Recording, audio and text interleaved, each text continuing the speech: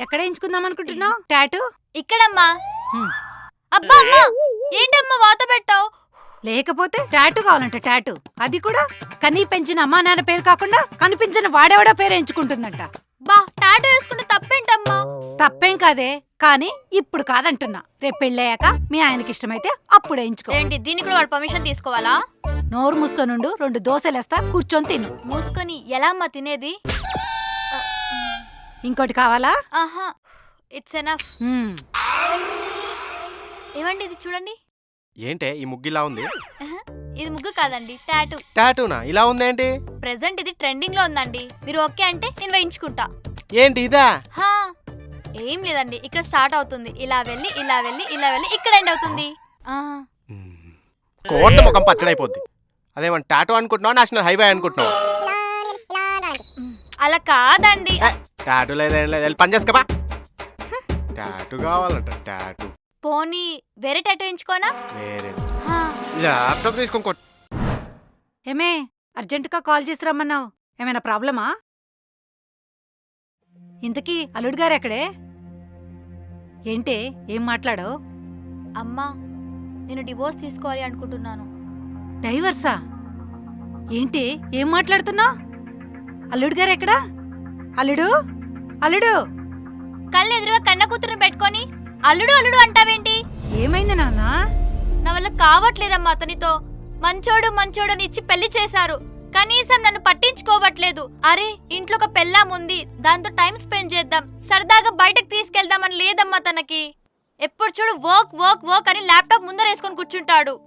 అరే, సినిమాకి వెళ్దామంటే ఓటీటీలో చూసుకో అంటాడు. షాపింగ్కి వెళ్దామంటే ఆన్లైన్ లో ఆర్డర్ పెట్టుకో అంటాడు. కనీసం సరదాగా లంచ్ ఆర్ డిన్నర్ చేద్దామంటే కూడా స్విగ్గీలో ఆర్డర్ పెట్టుకో, కలిసి తిందామంటాడు. చాలమ్మా, ఇంక నా వల్ల కావట్లేదు. అరే, జాబ్ చేస్తా అంటే వద్దంటాడేంటి? అసలు ఇంట్లో ఉన్న ఫీలింగే రావట్లేదు. ఒక జైలు నుండి ఇంకో జైలుకి ట్రాన్స్ఫర్ అయినట్టుంది. ఇవేనా నీ రీజన్స్ డైవర్స్ తీసుకోవడానికి? ఇవి చాలవా? ఒసే పిచ్చిదానా, ఇన్ని రోజులు కాపురంలో మీ ఆయన్ని అర్థం చేసుకుంది ఇదేనా నువ్వు? నీకో విషయం చెప్పనా? పెళ్లికి ముందు మీ అత్తగారు అంటే మీ ఆయనకు అమ్మ బ్రెయిన్ స్ట్రోక్ వస్తే అప్పటికప్పుడు 10 lakhs అప్పు తెచ్చి మరీ ఆపరేషన్ చేయించాడు తెలుసా? మాకీ విషయం పెళ్లికి ముందే చెప్పాడు. తనకొచ్చిన శాలరీతో ఈఎంఐలు కట్టుకుంటూ లోన్ మొత్తం క్లియర్ చేసుకోవచ్చు.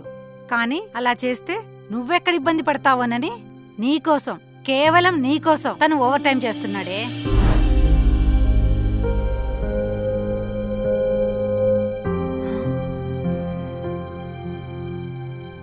ఈ టైంలో వర్క్ చేస్తున్నాడేంటి? అమ్మను బాగా చూసుకున్నవాడేనే పెళ్ళాన్ని కూడా బాగా చూసుకుంటాడు. అల్లుడు ఎంత మంచివాడంటే పెళ్లికి ముందు 10 లక్షలు అప్పున్నా పైసా కట్నం తీసుకోకుండా నిన్ను పెళ్లి చేసుకున్నాడే. బంగారమే మీ ఆయన. ఇంక జాబ్ విషయానికొస్తే నిన్ను జాబ్ ఎందుకు చేయొద్దన్నాడో తెలుసా?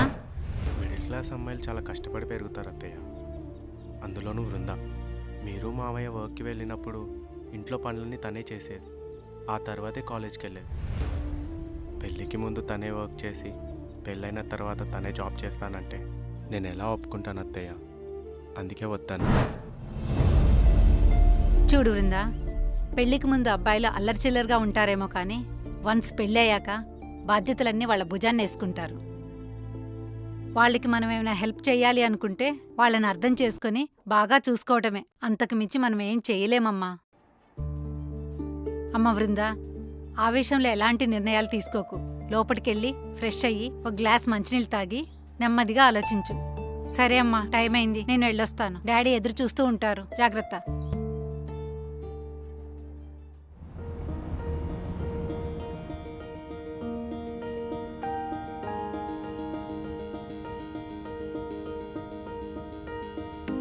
ఏయ్, ఏమైంది? ఎందుకు ఏడుస్తున్నావు?